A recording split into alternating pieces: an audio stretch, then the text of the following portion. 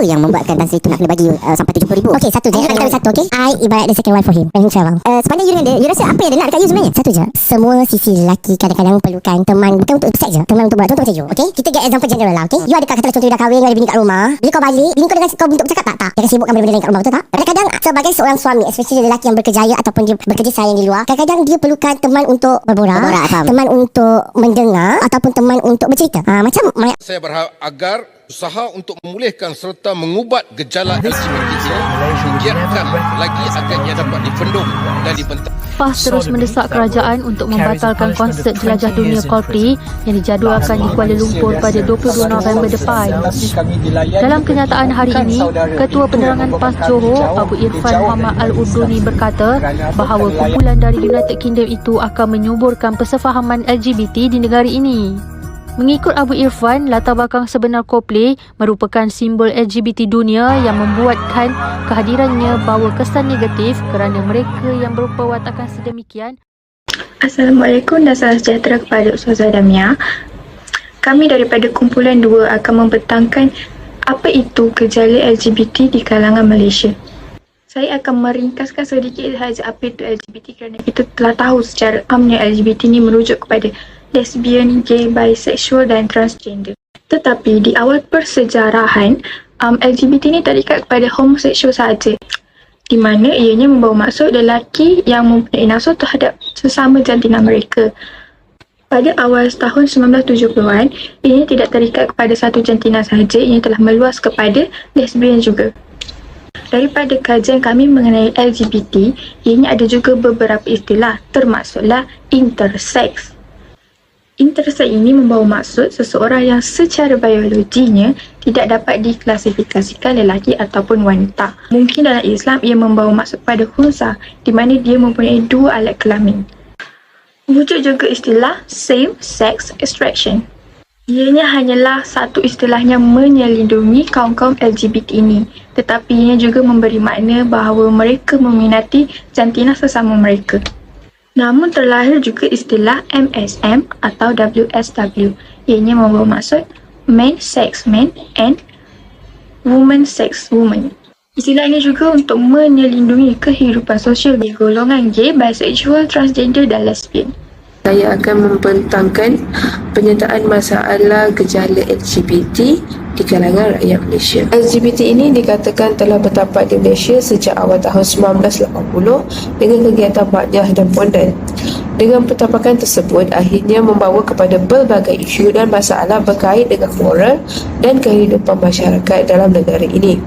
Kajian mendapati bahawa melalui aspek peratusan, profil rakyat Malaysia yang berdaftar dengan laman sosial berkait dengan LGBT menunjukkan kaum Cina sebagai yang tertinggi iaitu sebanyak 70%, diikuti dengan kaum Melayu iaitu 19% dan 11% lagi berangkumi kaum-kaum lain. Kajian oleh TIHI pula menunjukkan bahawa daripada 100,000 anggaran orang lelaki transseksual di Malaysia, 70 hingga 80% merupakan bangsa Melayu. Selebihnya adalah bangsa Cina dan India. Selain daripada penulisan artikel dan kajian yang dilakukan oleh para akademik, terdapat juga pelaporan yang ditulis oleh pihak akhbar menyentuh tentang isu LGBT sama ada secara dalam talian atau secara bercetak.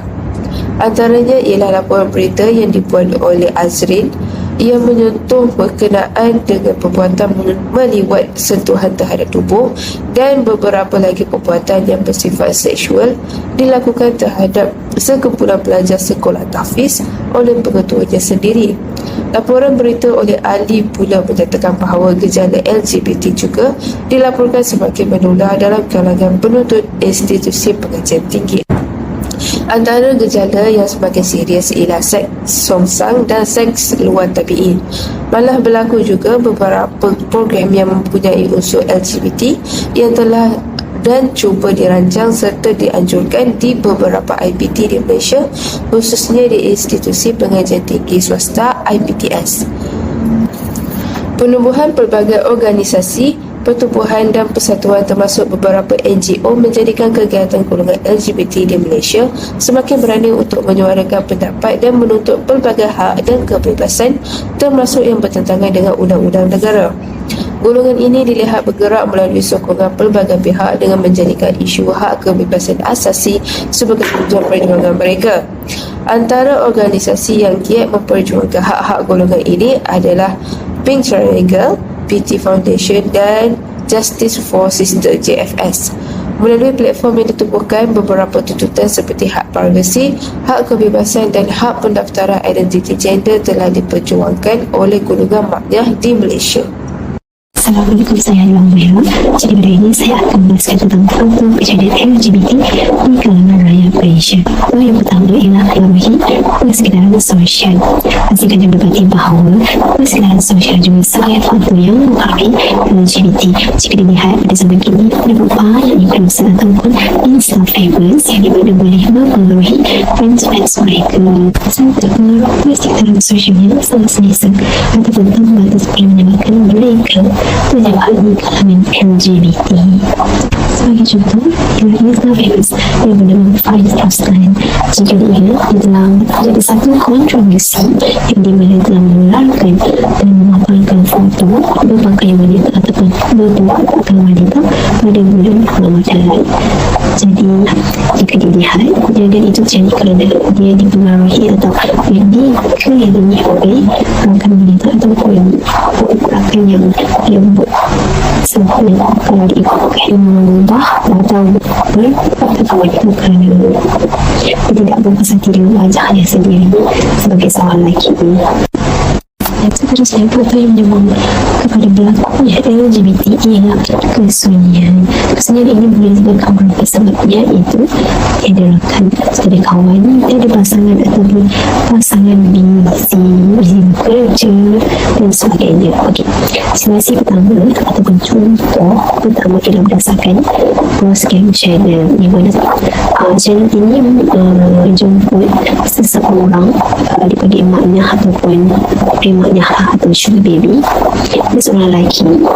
Dia menyatakan bahawa dia ada sugar daddy itu jenis tansrik ataupun datuk, dan dia kata datuk tu dia sunyi sebab wife dia selalu busy, so dia menggunakan someone untuk menemani dia menghabiskan masa bosan atau masa sunyi dia dengan cerita, pergi shopping, pergi tamadun, golf atau main sport dan sebagainya untuk menghilangkan rasa bosan dan kesunyian.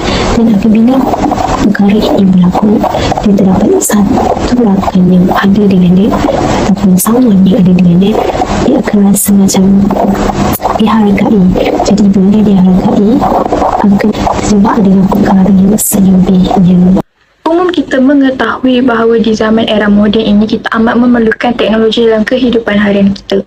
Jadi ini menjadi penyumbang utama bagaimana golongan moden ini terbabit dalam golongan LGBT. Sebagai contohnya filem yang popular di Thailand. Yang menjadi hairannya, peminat kepada filem Thailand ini adalah kebanyakannya daripada golongan wanita, kerana pelakonnya kacak, bibit-bibit romantis yang ada dalam filem itu menjadi penyumbang kepada mereka untuk meminati golongan LGBT ini. Jadi bila mereka menyokong filem tersebut, itu bermakna mereka juga menyokong aktiviti LGBT. Antara kesan LGBT adalah budaya gaya hidup yang negatif. Golongan LGBT banyak melakukan perkara yang bertentangan dan negatif. Hal ini menyebabkan masyarakat yang hidup berdekatan dengan golongan LGBT berisiko tinggi terpengaruh dengan gaya hidup yang dijalankan oleh golongan LGBT. Golongan remaja yang mudah terpengaruh dan mudah mengikuti perkara negatif, kecenderungan sifat ingin tahu yang tinggi di dalam diri setiap remaja. Hal ini menyebabkan remaja yang tidak mampu mengawal nafsu akan mudah mengikuti jejak langkah golongan LGBT. Golongan LGBT juga tidak berasa segan untuk melakukan perkara yang negatif kerana mereka sudah selesa dengan kehidupan yang mereka lalui. Menurut Ahmad 2015, golongan lesbian bahagia dengan gaya hidup yang mereka lalui kerana hubungan yang baik di dalam komuniti lesbian itu menjadikan mereka tidak mengambil peduli dengan kritikan masyarakat. Oleh itu, budaya gaya hidup yang negatif yang tidak dibanteras akan menarik masyarakat di sekeliling untuk menjalani kehidupan gaya hidup yang negatif. Kesan LGBT yang kedua adalah menyumbang kepada masalah kesihatan. Kementerian Kesihatan telah menunjukkan bahawa 50% daripada kes baharu HIV yang direkodkan pada tahun 2018 adalah berpunca daripada aktiviti homoseksual dan bioseksual. Kadar kes ini meningkat dalam golongan LGBT setiap tahun daripada 63 kes pada tahun 2000 kepada 3,293 kes atau pada kadar 10% bagi setiap 100,000 penduduk pada tahun 2018. Seterusnya, kesan LGBT yang ketiga adalah meruntuhkan institusi kekeluargaan. Pemikiran golongan LGBT ini boleh meruntuhkan asas tamadun dan budaya negara kerana LGBT dapat mengancam sistem kekeluargaan melalui fitrah kejadian manusia. Terdapat juga golongan LGBT yang mendirikan rumah tangga tanpa perkahwinan yang sah dan menghasilkan zuriat secara salah. Sekiranya fenomena ini tidak ditangani dengan segera, maka dikuatiri tidak ada generasi yang lahir dari perkahwinan dengan cara yang sah. Dan perkembangan agama dalam kehidupan manusia yang bahagia dan penuh tamadun akan tersekat. Saya akan meneruskan pembentangan ini dengan menerangkan tentang solusi atau langkah penyelesaian terhadap LGBT. Yang pertama, ibu bapa perlu mengawasi tingkah laku anak-anak. Bagaimana ibu bapa perlu mengawasi tingkah laku anak-anak? Mereka perlu mengawasi dari segi penggunaan telefon bimbit mereka, komunikasi mereka antara dengan siapa mereka berkawan, dengan siapa mereka hubungi, di laman sosial mereka. Mereka perlu memahami peribadi anak-anak mereka. Mereka perlu kesan jika ada perubahan dari fizikal dan emosi dalam diri anak-anak mereka.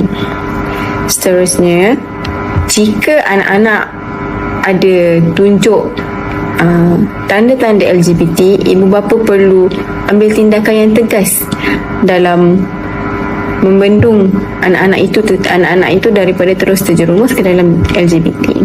Menurut artikel Sinar Harian, melalui wawancara yang bertajuk Bersahabat dengan Anak-anak, tangani isu LGBT. Ibu bapa perlu bersahabat dengan anak-anak dan ambil tahu setiap aktiviti anak dari peringkat awal. Ini kerana peringkat ini sangat penting kerana peringkat inilah yang melatari bagaimana seseorang lelaki menjadi perempuan dan seorang perempuan menjadi lelaki. Dari perspektif masyarakat pula, masyarakat perlulah bukan menerima atas perbuatan mereka tetapi menerima golongan ini untuk berubah. Dan jangan masyarakat ini menghina mereka kerana bila kita hina mereka akan menjauhi masyarakat sekeliling dan ini menyebabkan mereka tidak akan mendapat panduan yang betul untuk berubah. Kita perlu memberi sokongan moral supaya mereka terus kuat untuk melawan naluri mereka. Sekiranya masyarakat menjauhi golongan ini, maka golongan ini akan terus hanyut dalam dunia mereka kerana mereka beranggapan bahawa masyarakat tidak memerlukan mereka ini dan mereka boleh buat apa saja yang mereka nak. Untuk langkah penyelesaian yang ketiga, pihak sekolah atau universiti perlu mengadakan kesedaran tentang LGBT ini. Di sekolah, guru kaunseling mampu mencegah LGBT ini dengan mengadakan program. Antara cadangan yang boleh lakukan ialah dengan membuat kempen untuk mencegah budaya LGBT. iklan dan rencana LGBT boleh diletakkan di sudut kantin, sudut-sudut info, laluan-laluan yang pelajar boleh nampak dan baca betapa LGBT ini salah dalam kehidupan. Dengan adanya kempen-kempen bantras LGBT ini, kita boleh membasmi penularan budaya songsang ini. Langkah penyelesaian yang keempat ialah peranan dari pihak kerajaan. Pihak kerajaan perlu tegas dalam perkara yang berkaitan LGBT ini. Kerajaan dengan kerjasama organisasi agama perlu merangka strategi yang berkesan bagi memulihkan golongan LGBT. Misalnya, menubuhkan sebuah badan kebajikan yang bertanggungjawab membawa golongan terbabit ke pangkal jalan. Khidmat nasihat dan kaunseling juga boleh diberikan kepada golongan terbabit yang hanyut dalam LGBT ini agar mereka kembali insaf, agar mereka kembali sedar atas perbuatan mereka. Secara keseluruhannya, walaupun di Malaysia sudah kita tubuhkan akta sudah dalam hadis Al-Quran menentang golongan ini, tetapi kita sebagai masyarakat dan rakyat Malaysia, terutama daripada golongan muda, harus berusaha untuk tidak menyokong golongan ini daripada terus merebak. Jika ada daripada kalangan kawan-kawan kita ataupun saudara kita yang terlibat dengan golongan ini, kita masih boleh untuk menarik mereka untuk kembali kepada jalan yang benar. Kerana LGBT ini bukan sahaja salah di sisi undang-undang dan agama, ia juga mengedah kepada penyakit HIV dan sebagainya. Ianya juga tidak mendatangkan apa-apa faedah kepada pelakunya, kerana jika kita berhubungan dengan sesama jantina, tidak dapat menghasilkan zurat atau sebagainya, malah menambahkan lagi penyakit. Jadi itu sahaja perkongsian daripada kumpulan kami. Sebenarnya ia mendapat memberi pencerahan apa itu LGBT, apa itu keburukannya dan mengapa kita perlu menentang habis-habisan kepada golongan LGBT ini.